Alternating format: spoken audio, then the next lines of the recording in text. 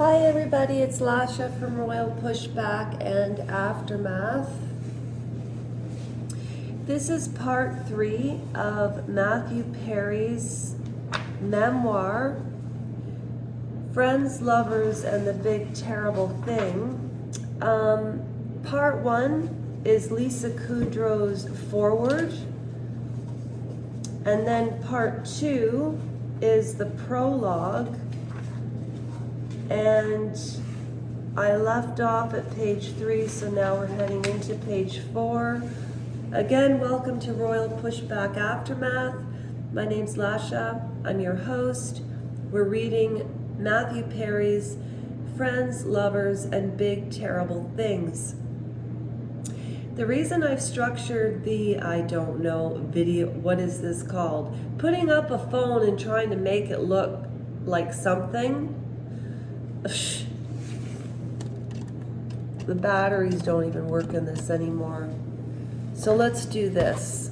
I already told you, and you already know who I am, I hope, if you've been watching.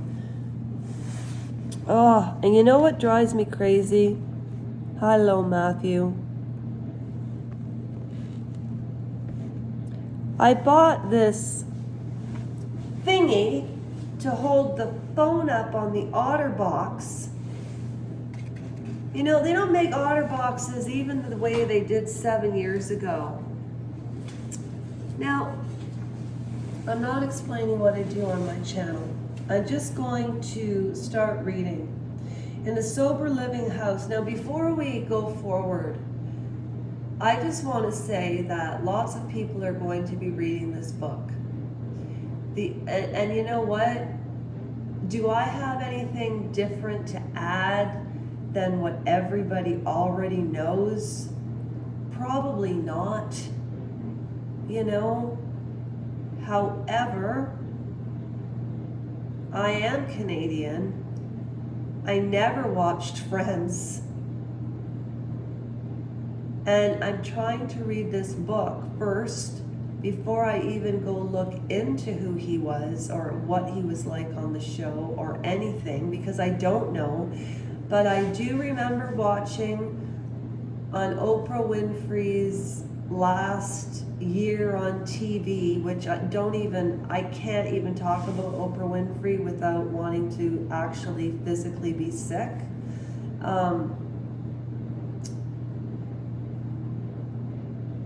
They had a Friends reunion, and he spent half his life in and out of sobriety clinics or housing, and rehab. And he died at 54. I don't even know how he passed away. I think it was a drug. Now, from what I saw on Andrew Gold, no, don't quote me on this. Or it could have been from a pharmacist that I spoke to on the street. I don't know. I talked to a lot of people. I'm not even going to speculate because that's just hearsay. Okay, just a second.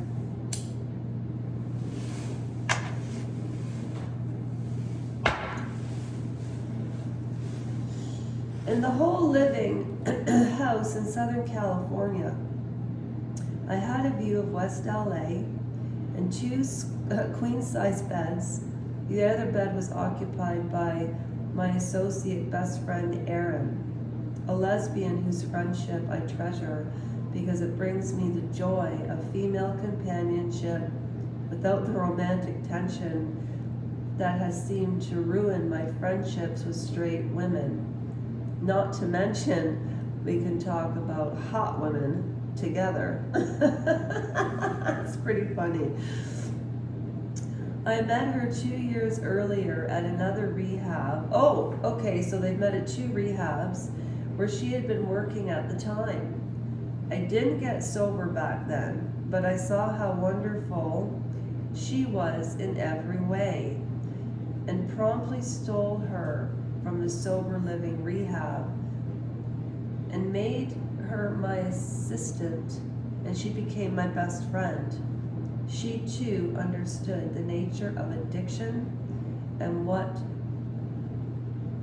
would come to know my struggles better than any doctor I'd ever seen.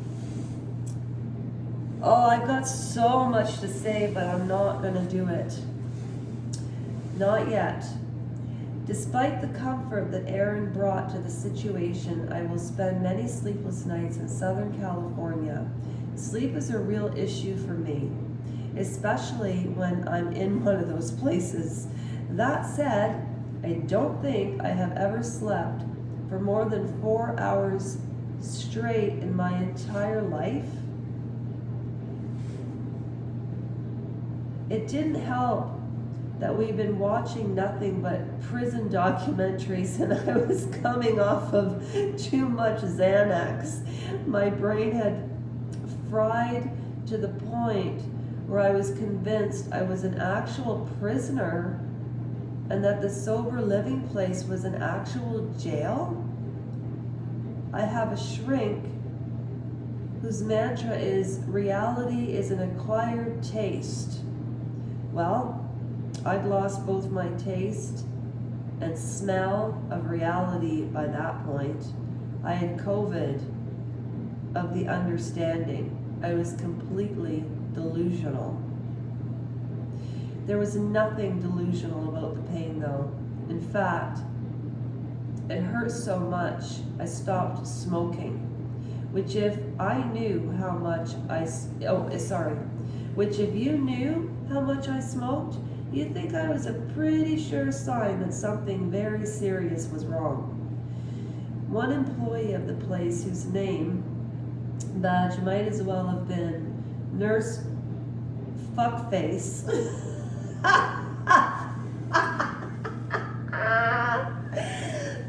I've met those before, suggested taking an Epsom salts bath to alleviate this discomfort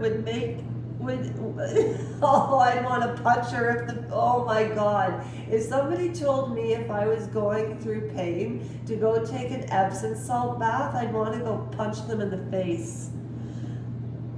That's just me, Lasha. But he didn't say that. He called her fuckface. Nurse Fuckface.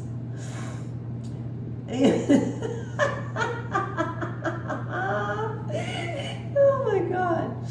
That was funny. Yeah, I know I don't get out much. I hide in my basement. Leave me alone. You wouldn't take a real Band-Aid to a road traffic. What did she say to him? Oh, you wouldn't take a real Band-Aid to a road traffic accident. You don't put someone in this much pain in water filled with...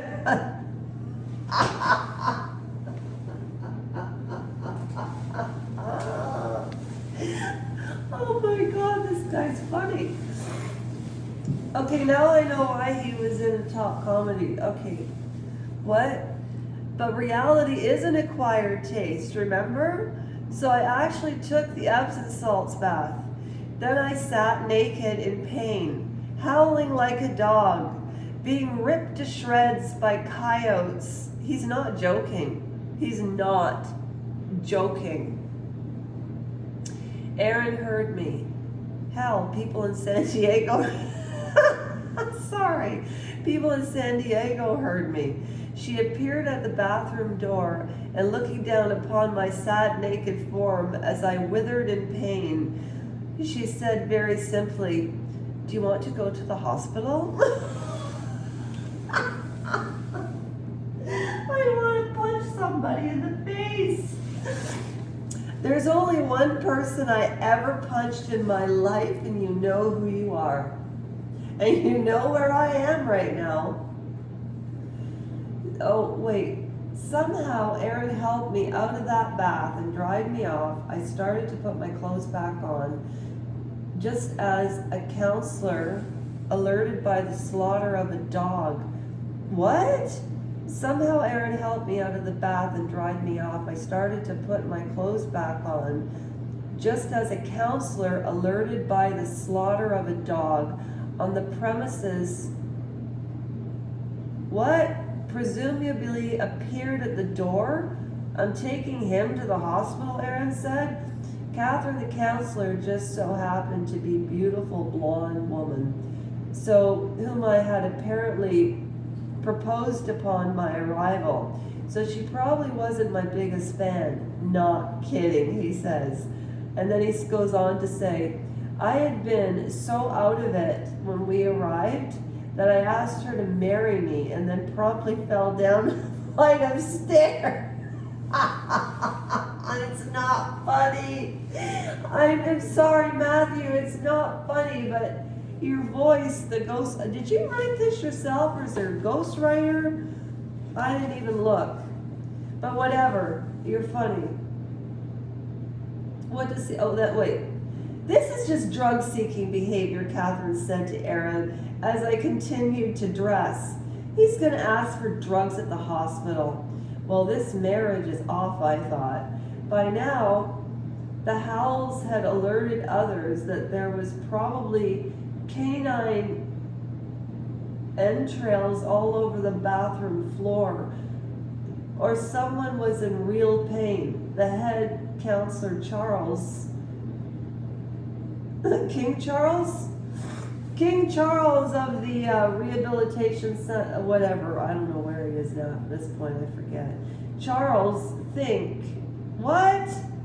Male folded father, homeless mother joined Catherine in the doorway to help her block our expected exit, block our exit. What were we, 12 years old?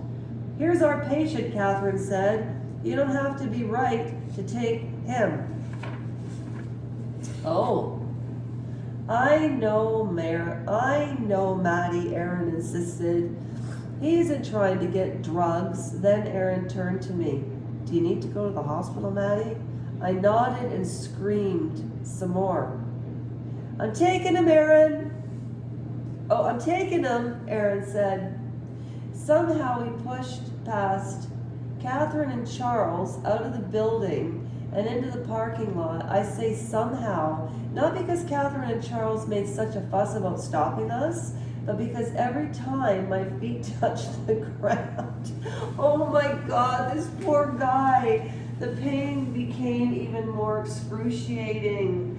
Up there in the sky looking down on me with scorn, caring not for my agony with a bright yellow ball. What's that, I thought, through my something about agony. Oh, the sun, right. I didn't get out much. I don't get out much either, but he goes on to say about high profile people coming out. Okay, he had abdominal pain is what he was talking about. There's nothing funny about it, okay? And this is still his prologue. So I thought he was going through withdrawal. This is a long prologue. Holy smokes. Okay, I'm not reading any more than that. You know, I'll come back later on this afternoon after my work day, and I will.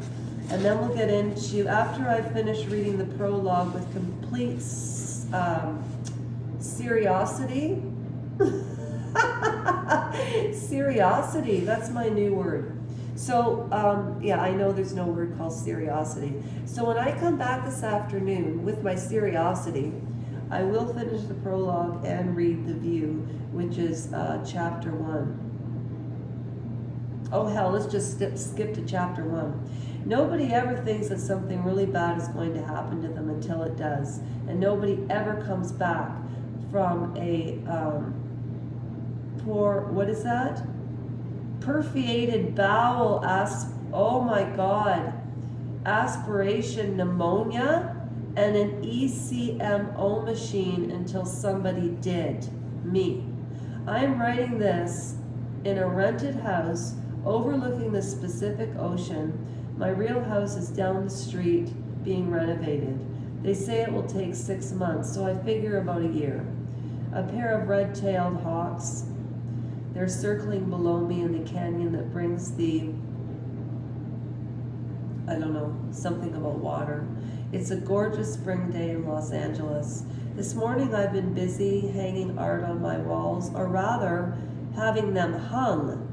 I'm not that handy. I'm not so handy, sorry.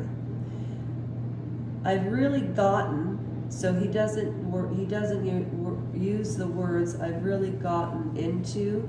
I've really gotten, like Gotten, like rotten, gotten, rotten, but it's not, there's no such word as gotten unless there's a new dictionary I don't know about. Okay, so he's hanging art, he's drinking Diet Coke, he's smoking Marlboros, and again he warned us, if you only knew how much I smoked.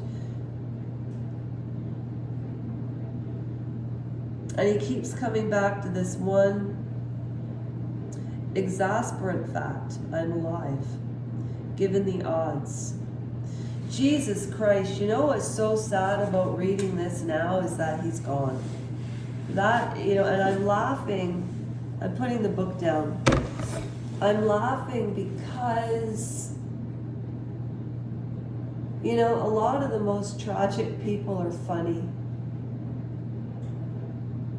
And the reason I chose this book, along with Annalise Michael, is I don't know why I choose people that go through such pain. Is it because I relate to it? Because it's not incomprehensible for me to relate to pain, just like it's not incomprehensible to all of you to understand pain. And, you know, Andrew Gold did this excellent interview with a gentleman. And you know what? If I was smart, I would steal his ideas. I would write them all down and make a big podcast about why stars die younger than regular folks. But I'm not going to do that. Notice I didn't say however. Go to Andrew Gold. I do not know the episode, but it's probably about 15 or 16, 18 down now, because he puts up 3 episodes a week, plus he's doing Heretics. And Cheer Denise, she's going to read this book. And she is my hero, my role model. I started this channel to raise money on this channel to start a charity legitimately because of what happened to me. And that's not, I'm not plugging that. If you want to find out about me, go ahead. But right now we're concentrating on Matthew Perry. I urge you to find out why stars die younger than other folks on Andrew Gold. Cheery Denise is finishing The Traitor King and Britney Spears, and then she's going to be also reading Matthew Perry. I'm one of her. I bet you my comments drive that woman crazy. When I say that woman. Oh, and Andrew Gold. Andrew? Okay, I'm going to show, no, I'm not showing my face. Andrew? Okay, I'll show my face. Because it's really early and I haven't done my due diligence.